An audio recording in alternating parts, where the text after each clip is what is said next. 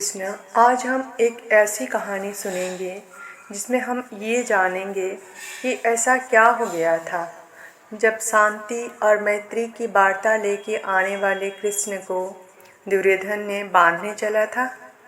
चलिए सुनते हैं। महाभारत की कथा रहस्यमयी, गूढ़ और जीवन के गहरे संदेशों से भरपूर है। ये घटना उस समय की है जब महाभारत युद्ध शुरू नहीं हुआ था।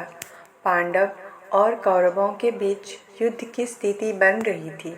फिर श्री कृष्ण को शांति दूत बनाकर हस्तिनापुर भेजा गया ताकि युद्ध रोका जा सके।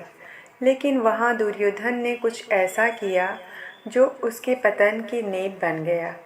श्री कृष्ण शांति प्रस्ताव लेके हस्तिनापुर पहुँचे। सभा में भीष्म, द्रोण, विदुर, कृपाचार्य, गांधारी और अन्य बुजुर्ग उपस्थित थे। श्री कृष्ण ने विनम्रता से प्रस्ताव रखा, हे कौरवों, धर्म की रक्षा हेतु मैं आपसे अनुरोध करता हूँ, पांडवों को उनका न्यायोचित राज्यभाग लौटा दीजिए। वे केवल 5 गांव ही तो चाहते हैं। सभा स्तब्ध थी, परंतु दुर्योधन क्रोधित हो उठा। उसका अहंकार 7वें आसमान पर था।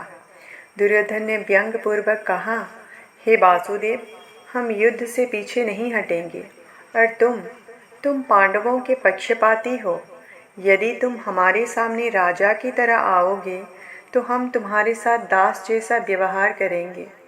फिर उसने चिल्लाकर अपने सैनिकों को आदेश दिया, इस यादव को बांध दो, इसे कारागार में डाल दो। सभा में सन्नाटा छा गया। सभी स्तब्ध रह गए। भीष्म, द्रोण और विदुर ने दुर्योधन को रोका, पर वह नहीं माना। श्री कृष्ण मुस्कुराए। उन्होंने शांत स्वर में कहा, मुझे बांधना सरल नहीं दुर्योधन। तुम जिस शरीर को बांधना चाहते हो वह तुम्हारी दृष्टि की सीमा है, पर मेरा रूप अनंत है। और तभी श्री कृष्ण ने सभा में अपना विराट स्वरूप प्रकट किया। सभा हिल उठी। सबकी आंखें चौकाचांद हो गई। भीष्म, द्रोण, कृपाचार्य तक अपनी आंखों से तेज प्रकाश नहीं झेल पाए। वे कांपने लगे। दुर्योधन पीछे हट गया, भयभीत हो गया। श्री कृष्ण के विराट रूप में सभी देवता, कालचक्र, ब्रह्मांड, जीवन और मृत्यु की झलक थी।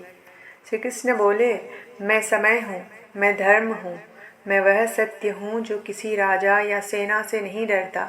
दुर्योधन, तुम अहंकार में डूब चुके हो। तुमने शांति की अवसर ठुकराया है। अब तो युद्ध निश्चित है। यह कहकर श्री कृष्ण अपने सम्मानीय रूप में लौट आए। उन्होंने शांत भाव से सभा छोड़ दी। दुर्योधन इस घटना से भी नहीं सीखा। उसका अहंकार और बढ़ गया। परंतु वह दिन जब उसने श्री कृष्ण को बांधने की मूर्खता की थी, वही दिन उसकी पतन का आरंभ बन गया।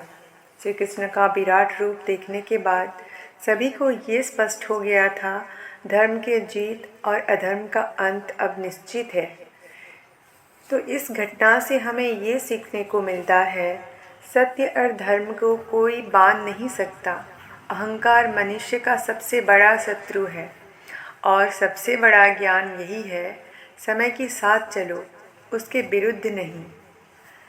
ऐसे सुंदर सुंदर कहानी सुनने के लिए हमारे चैनल पे बने रहिए। सब्सक्राइब, लाइक और शेयर करना मत भूलिए। धन्यवाद।